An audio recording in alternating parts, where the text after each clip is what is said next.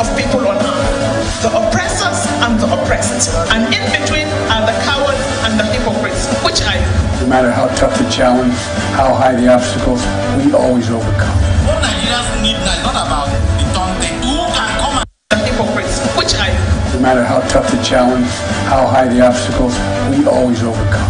What Nigerians need now is not about the taunting. Challenge, how high the obstacles, we always overcome. What Nigerians need now is not about the taunting. Who can come and salvage us from where we are?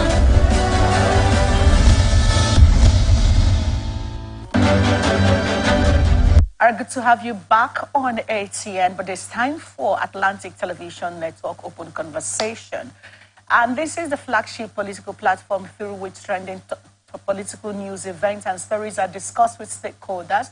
Through this conversation, ATN uses political talks about specific issues, party system, and actors to explore hope and engender positive impact to the society. Today on Open Conversation, we start from Ondo State, where the Assembly have served Deputy Governor impeachment notice over gross misconduct.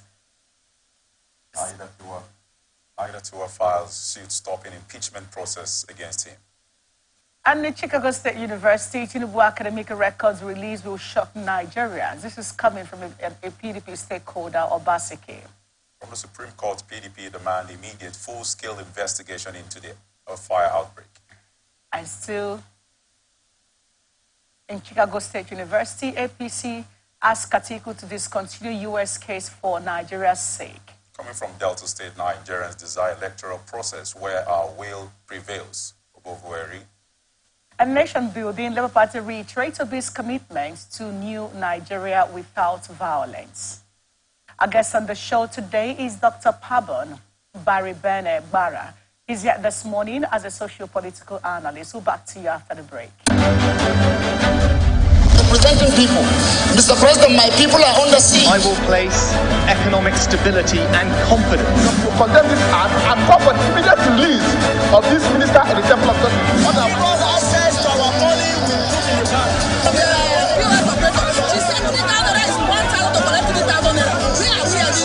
As always said, there are two sets of people on earth, the oppressors and the oppressed, and in between are the cowards and the hypocrites. Which are you?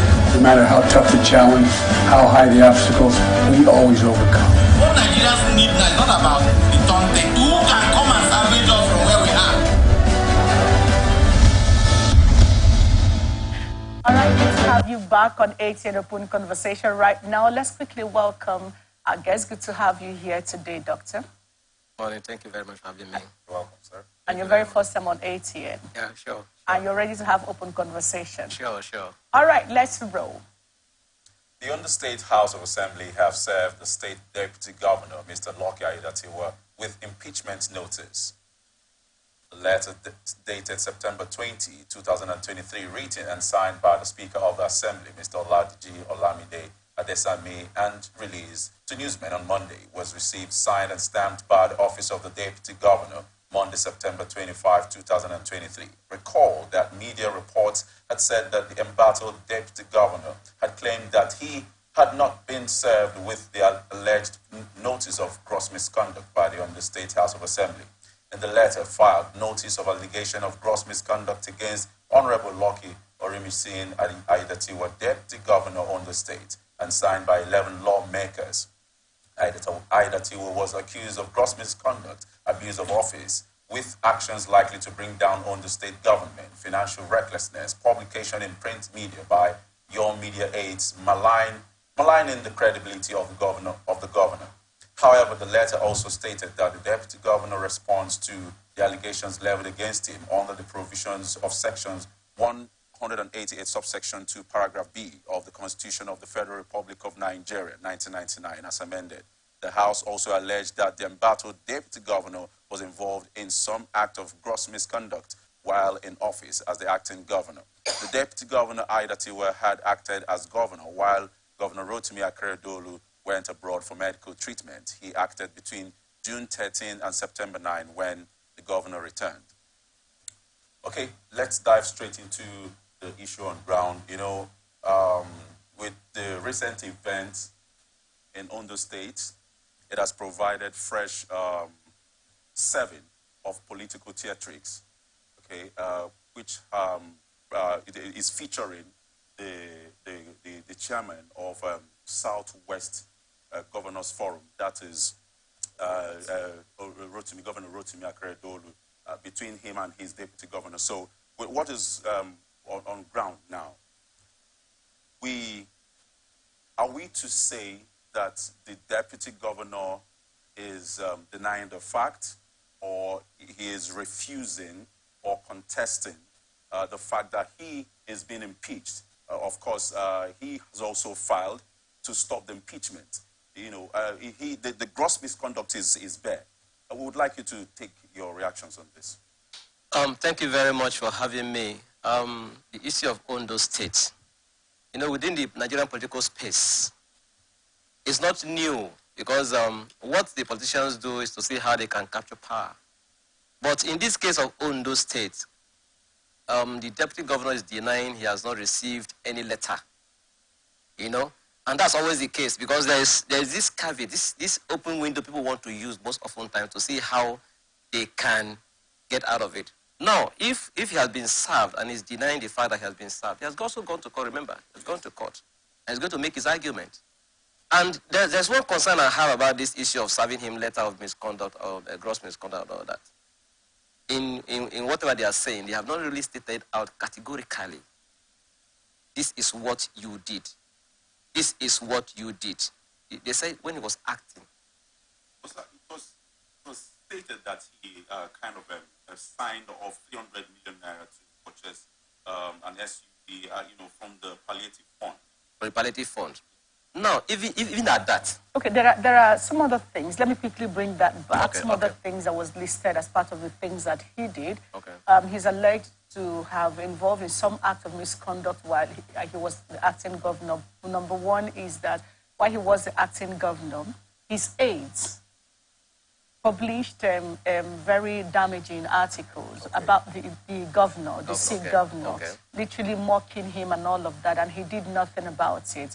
Now, my colleague also brought about the issue of 300 million, and of course, taking money from the palliative funds for himself and all of that. However, there are other issues, underlying party issues that even caused some chaos before the letter was transmitted to the State Assembly and all of that, and afterwards, where it was looking like some of the governor's projects were being, like it was countering existing issues and all of that. But bottom line, those are the list of primary list of misconduct. Conduct. Okay, that being said, you see, there are things we see in Nigeria, in the Nigerian political space. What we have observed so far is that most politicians see their superiors as those who lead and guide them to get what they want. And most often time, they express loyalty to them.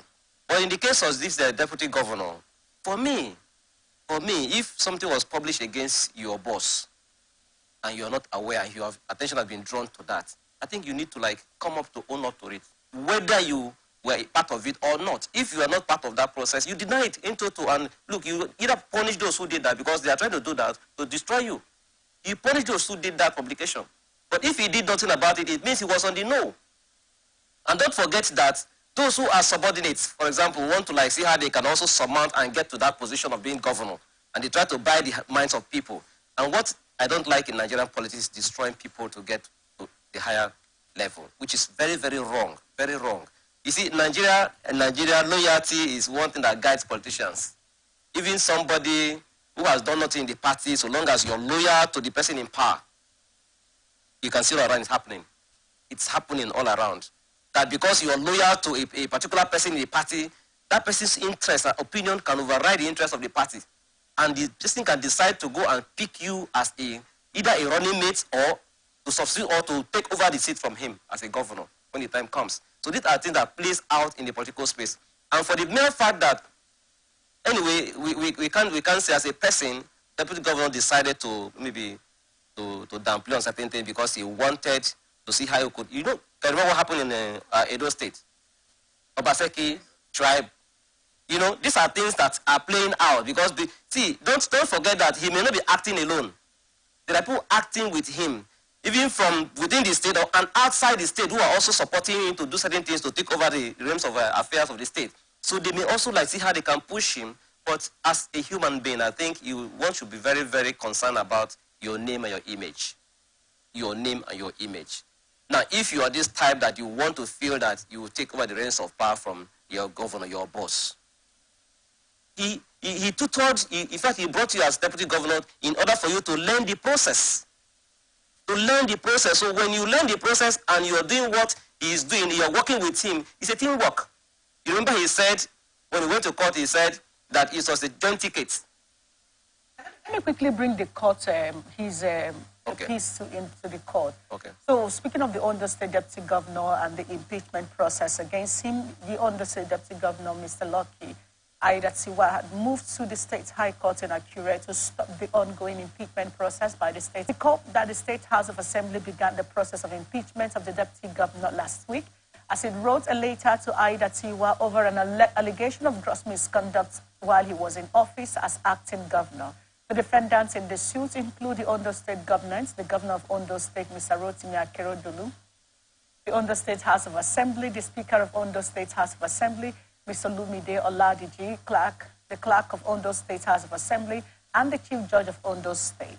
In the originating summons, Aiyedatiwa seeks an injunction restraining the defendants and their agents, privies, and representatives from interfering with restricting, disempowering, and or preventing the claimant from discharging his constitutional duties and functions as the duly elected Deputy Governor of Ondo State in a joint and equal ticket with the Governor of Ondo State.